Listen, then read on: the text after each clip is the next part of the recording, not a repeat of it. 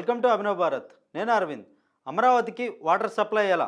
అమరావతి ప్రాజెక్టులలో తాగునీటి సరఫరా, మౌలిక వసతుల కల్పన అత్యంత కీలకమైనది.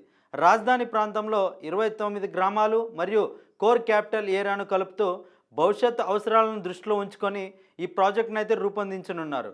కేవలం పైప్ లైన్ వేయడమే కాకుండా కృష్ణానది నుంచి స్వచ్ఛమైన నీటిని సేకరించి అత్యాధునిక సాంకేతికతో శుద్ధి చేసి ప్రతి ఇంటికి 24/7 నిరంతరం తాగునీటి అందించడమే ఈ ప్రాజెక్టు యొక్క ప్రధాన లక్ష్యంగా ఆంధ్రప్రదేశ్ ప్రభుత్వం పెట్టుకుంది. అయితే ఈ ప్రాజెక్ట్ సంబంధించి వివరాలు చూసుకుంటే అమరావతిలో భారీ స్థాయిలో 190 MLD అంటే మిలియన్ లీటర్ల పర్ డే సామర్థ్యం గల తాగునీటి శుద్ధి కేంద్రం పనులు జనవరి 26 నాటికి చురుగ్గా సాగుతున్నాయి. ఇది రాజధానిలోని 29 గ్రామాలకు మరియు కోర్ క్యాపిటల్ ఏరియాకు నీటిని అందిస్తూ ఉంటుంది. అయితే గ్రామాల అభివృద్ధికి సంబంధించి చూసుకుంటే అమరావతి రాజధాని అభివృద్ధిలో భాగంగా గ్రామాల అభివృద్ధి కోసం 904 కోట్ల రూపాయలు కేటాయించింది. రాజధానిలోని 29 గ్రామాల మౌలిక వసతుల కోసం ప్రభుత్వం 904 కోట్ల రూపాయలు అయితే కేటాయించింది. ఇందులో భాగంగానే 64.35 కోట్లు కేవలం తాగునీటి సరఫరా మెరుగుపరచడానికి ఖర్చు చేస్తున్నారు.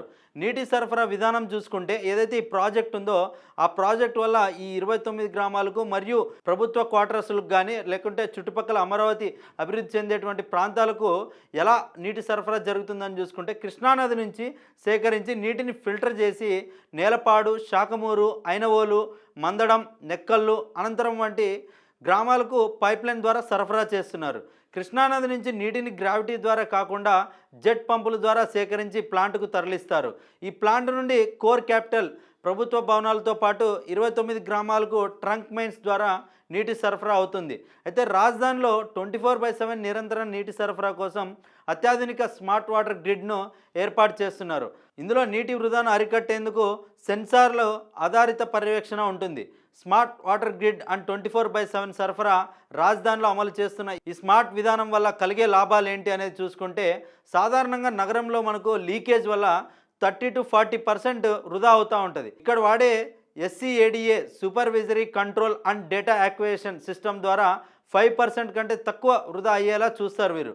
అయితే ప్రజెంట్ మేనేజ్మెంట్ ఎలా జరుగుతుందని చూసుకుంటే పై అంతస్తులో ఉండే వారికి కూడా నీరు ఒకే ఒత్తిడిలో వచ్చేలా సెన్సార్లు ఆటోమేటిక్గా పంపింగ్ నియంత్రిస్తాయి. ఎందుకంటే ప్రెజర్ ఎక్కువ ఉన్నప్పుడు మాత్రం మనకు చివరి వరకు నీరు వస్తూ ఉంటుంది. కానీ కొన్ని సందర్భాల్లో మనకు నీరు అనేది చివరి ఉన్నటువంటి ప్రాంతాలకు అసలు అందే అవకాశాలు తక్కువగా ఉంటాయి. కానీ ఈ సిస్టమ్ ద్వారా చివరిలో ఉన్నటువంటి ప్రాంతాలకు కూడా ఆ నీరు అందేలా ఈ ప్రణాళికనైతే సిద్ధం చేశారు. అయితే మార్చ్ 2026 నాటికి ట్రయల్ రన్ ప్రారంభించాలని ప్రభుత్వం లక్ష్యంగా పెట్టుకుంది. Thank you.